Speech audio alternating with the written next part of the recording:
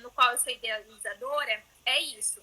É dar ferramentas para a igreja poder trabalhar com esse tema. Então, assim, não é um tema fácil e também é um tema que a gente precisa de um cuidado, tanto da parte pastoral quanto da parte da família.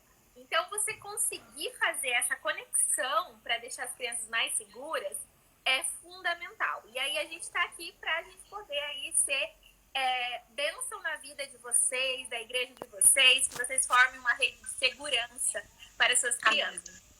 Nós somos, porque o nosso pastor tem dado essa liberdade, ele está aí, tem dado essa liberdade para que nós busquemos esses assuntos. Ele até falou, pode fazer esse mês todo, né, do mês laranja, vai, fala bastante, coloca na cabeça das crianças aí que tem que se proteger, tem que correr, né, e os pais também alertar.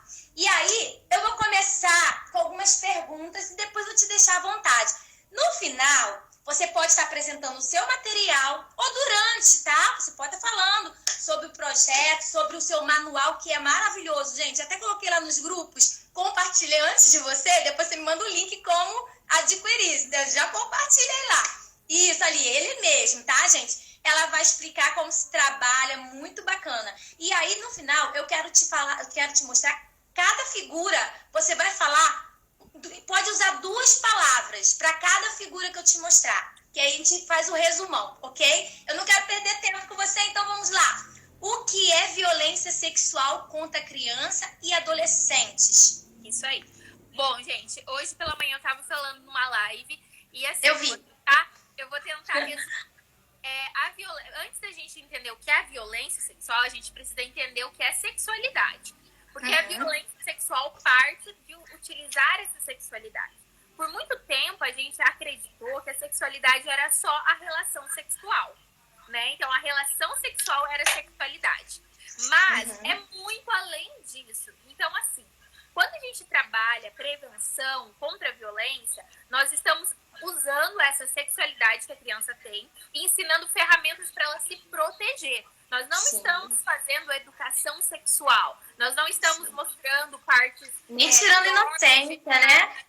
A gente não fala nomes. Então, assim, isso cabe à família realizar esse trabalho. Sim. Então, assim, cada família tem o seu contexto, cada família tem a sua forma de tratar essa sexualidade. A igreja, ela não está ali para isso. A igreja está ali para ser ponte, auxiliando as famílias, dando todo o suporte que ela precisa, né, para falar sobre essa sexualidade saudável. Então, nós, enquanto igreja, nós estamos trabalhando a prevenção. E aí, às vezes, alguns pais falam, não, eu não vou levar meus filhos, né, no chá de boneca, não vou levar meus filhos em trabalhos porque vai poder falar alguma coisa que... Vai tirar a inocência, né, do meu filho. Isso. E aí, por isso que é muito importante deixar claro isso, né? A gente entende isso. A Carolita, ela desenvolveu um material específico justamente para que os pais possam ficar tranquilos que o nosso maravilhoso é prevenir. Nosso trabalho é proteger. O nosso trabalho é auxiliar as famílias, né, na segurança das crianças. E aí, essa violência sexual, resumindo, é quando a gente utiliza a sexualidade de uma criança para uma gratificação. Pode ser financeira ou não. Então, assim, e o importante é também falar desse crime, né, do abuso sexual, que ele não precisa necessariamente eu tocar na criança. Eu não preciso... isso que eu ia te perguntar. Tem muita gente que acha que é só mesmo o ato. Não. Sim, olha a pergunta que eu vou olhar aqui, tá? Tá. Pode falar. É importante. O abuso sexual, ele se dá com o contato físico e sem o contato físico. Então, assim, com contato físico é muito fácil. É aquelas notícias terríveis que a gente vê na internet, que a gente fica perplexo, que a gente tem medo que aconteça com alguém que a gente ama. Mas muitos abusos acontecem sem a relação sexual. E isso é muito mais comum, muito mais difícil de identificar. E aí é difícil da gente falar por isso. Por quê? Porque a questão da vergonha, a questão da culpa. Sim. Então é importante. O que é não contato físico? Tem uma pessoa que fez uma pergunta aqui assim, ó. É isso aí que você tá falando. Por que a igreja não pode falar se os pais não querem falar? Ensinar sexualidade não pode fazer parte do discipulado? Né? É o que ela tá explicando ali. Aham. Isso aí. A gente estava falando dos papéis, né? É Isso. importante cada um ficar exercer o seu papel. E aí o que acontece? A igreja, ela pode possibilitar treinamento para os pais. Olha que legal. Isso. Então, assim, Deuteronômio deixa claro o papel dos pais na formação do filho. E a gente tem que ser muito bíblico. A gente não pode querer carregar a carga que não é nossa enquanto igreja. Não. Podemos auxiliar os pais no seu trabalho. Então, assim, se os pais não se sentem preparados, a gente pode fazer um treinamento, a gente pode desenvolver oficinas, a gente pode auxiliar os pais, a família, envolver a família. Esse é o papel do Ministério Infantil, dar esse suporte. E não fazer o trabalho dos pais. Isso é primordial. Então, assim, a gente está ali para dar esse auxílio, mas capacitar a família para desenvolver, fortalecer a família. Então, assim, é muito importante. O Ministério Infantil é o Ministério da Família. Né? A gente trabalha com uma restauração familiar, a gente trabalha querendo desenvolver famílias saudáveis. Esse é o papel da igreja, né? Restaurar pessoas, sarar doentes. Então, assim, a família que estava ali disfuncional, a família que estava cheia de conflito, a igreja tem esse papel de fazer essa transformação, né? E ali criar um ambiente saudável. Então, o abuso sexual, agora voltando lá, para sem o contato físico. Então, tirar foto de crianças em posições sexuais. Deixa eu pensar mais. O ato de olhar uma criança. Olha só, tia Marcita, teve um caso que aconteceu aqui, que a mãe me procurou, porque aqui no meu estado tem muita cidade pequenininha. Eu sei. E o que acontece? Todo mundo conhece todo mundo sabe, né? E o vizinho dessa mulher, ele foi acusado de abusar de uma adolescente. E ele apareceu no jornal do meio-dia. Quando ele apareceu no jornal do meio-dia, a menina de 9 anos, a filha, disse assim: nossa, ele sempre me deu dinheiro, mãe. Por conta desse caso, a mãe falou: como assim ele te deu dinheiro? Toda vez que eu ia na casa, eu ia ali na frente, na casa da minha amiga, que eu passava pela casa da minha amiga, se eu tivesse de saia ou se eu tivesse de vestido, ele tentava adivinhar a cor da minha calcinha. Aí ele jogava uma moeda de R$1 pra eu pegar, lá onde ele ficava sentado na saia. E aí eu abaixava. Se ele acertasse a cor da minha calcinha, eu podia escolher alguma coisa, ele me dava doce, bolacha, enfim. E aí, isso é um abuso sexual. E aí a mãe ficou horrorizada, ou seja, ele não tocou na menina, mas não deixou de abusá-la. Então tem outro caso também, que numa igreja, que eu fui de uma cidade também aqui perto, que é numa igreja muito grande, em Londrina, aqui bem próximo. A menina, numa palestra que a gente, né, sem o Covid, faz aí treinamentos, capacitações, ela com 16 anos, aluna, professora do Ministério Infantil, falou: tia Carol, eu descobri que eu fui abusada, porque eu fui adotada e com 11 anos eu fui para essa família que me adotou. E eles eram da igreja, e quando a gente fez o primeiro passeio, a gente foi no lago Gaipó, lá, que é um lago bem conhecido, e eu tava com um pirulito, e eu falei pra ele: quer, tio? Quer um pirulito? Eu tenho. Aí ele falou assim pra mim: só se for da sua boca, porque a sua boca é mais gostoso. Então, naquele momento, eu me senti abusada. Naquele momento, tia, eu me senti como se eu estivesse nua. Sabe quando a pessoa consegue te ver assim e você se sente suja? E aí, muito forte pra ela, deixou várias traumas e consequências, porque aí ela era uma menina muito bonita que chamava atenção e ela não queria isso, né? Então, assim, ela queria vestir roupas largas, ela queria... Entendi. E aí a gente fez todo esse acompanhamento com ela, né? E aí a gente chegou até os pastores, isso é muito importante. Dentro da igreja, a gente não faz ações isoladas, achando que a gente vai salvar a humanidade, a pátria. A gente precisa entender que a gente precisa sempre estar debaixo da nossa liderança, fazendo um trabalho em equipe, em conjunto. Então, assim, dei exemplos só do que eu conheço, de situações que aconteceram comigo diretamente, de situações que foram abusos, mas que não tiveram contato.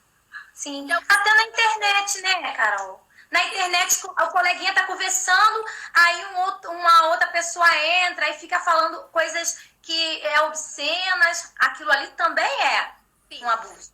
Isso, e assim, antigamente, vamos colocar aqui pra nós, aquele tarado que você é o vizinho, que você abria a janela e aí ele tirava a roupa, aquela pessoa, isso foi um abuso e sempre vai deixar marcas de alguma forma, cada pessoa vai reagir ali, né, de acordo, né, tem um padrão, mas normalmente, né, as pessoas têm comportamentos bem parecidos às vítimas. Então, o 2 é assim, como saber se uma criança ou adolescente foi ou está sendo vítima de um abuso infantil? Tá, olha só. Meio que linka, né? O que a gente já tava falando. Sim. Olha, rapidinho, Carol. Mãe, pai, olha o que ela vai falar agora, tá? No caso, assim, eu também sei, mas olha o que ela vai falar e observe se seu filho tem esse tipo de atitude, né? Aí. Olha só. A gente tem que entender que cada ser humano é único. Então, cada pessoa reage a uma situação difícil de uma forma. Tem crianças que elas vão ficar muito mais erotizadas, sexualizadas. Você vai ver que ela tem um comportamento que ela não é condizente à realidade dela, ao tamanho dela, à idade dela. Outras crianças vão ficar totalmente inibidas, vão ficar totalmente retraídas. Umas vão começar a ter disfunções, por exemplo, na parte cognitiva, vão ter uma baixa na questão do desempenho escolar. Outras crianças vão ter pesadelos, vão começar a fazer xixi falta de apetite, né? Então, assim, nós temos uma gama de efeitos, né? Que pode ser sinais de alerta, pode ser sinais que, peraí. Mas o que é importante, Marcita, a gente não sair aí passando checklist. Entender sempre o contexto que esse comportamento está sendo apresentado. Então, assim, antes da gente achar, a gente tem que entender que não é uma situação isolada, ou seja, não é porque o seu filho faz xixi na cama que ele está sendo abusado. Não é porque ele teve um baixo escolar. Então, assim, é um conjunto. Mas duas coisas que é importante falar nessa pergunta. A primeira, a gente nunca, em hipótese alguma, deve perguntar. Isso. Nunca, tá? Assim como a gente não pergunta para um adulto, viu, você já foi abusado? Ei, você é abusado? A mesma coisa para a criança. Se for ambiente seguro, se essa criança tiver um ambiente de confiança, onde ela se sinta na liberdade, essa criança vai realizar o relato espontâneo. Então, essa criança vai chegar para você e vai te falar, olha, mãe, eu não gosto quando o tio me abraça. E aí, essa mãe tem que perguntar, tem que ouvir, tem que acolher. Esse tio, essa tia, esse professor, esse pastor, tem que começar a ouvir as crianças. Porque as crianças estão falando, só que às vezes elas não falam com palavras. Carol, essa questão também de senta no colo do tio, me dá um beijinho. Se a criança não quer, não força, mãe, pai. Não é verdade? Isso aí. Isso foi uma coisa, assim, cultural. Os nossos pais nos obrigavam a beijar porque, assim, foi introduzido que era falta de educação eu recusar beijos e abraços de adulto. Foi colocado na nossa educação cultural que eu não posso falar que eu não quero sentar no colo do meu avô. Porque senão, isso é falta de respeito. Então, assim, a mãe levava a gente até as pessoas e dizia, olha, cumprimenta aquele. Olha, então uma coisa é a gente ensinar as crianças a dar bom dia, boa tarde, com licença, não, obrigado. Outra coisa é a gente forçar os nossos filhos a terem contato físico. Por quê, gente? Verdade. Porque quando ela gosta de um adulto, você não vai precisar pedir para ela... Não. Ela vai se sentir segura, né? Ela vai se sentir segura, vai partir dela. Vai fazer carinho, né?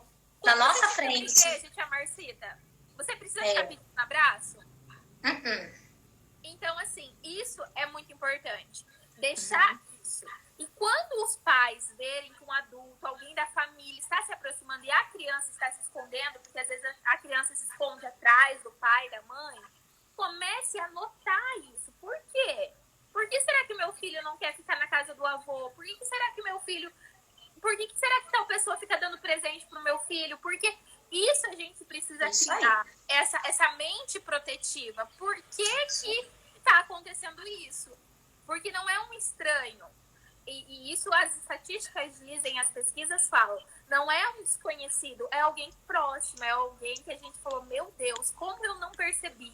Meu Deus, por que eu não notei? Então, assim, respondendo a sua pergunta, existem vários fatores. Voltei. Existem vários fatores. Voltou. Vamos lá. Existem vários fatores, mas é importante sempre a gente analisar o contexto. Então, sempre analise o contexto. Pode ir para a próxima. Então,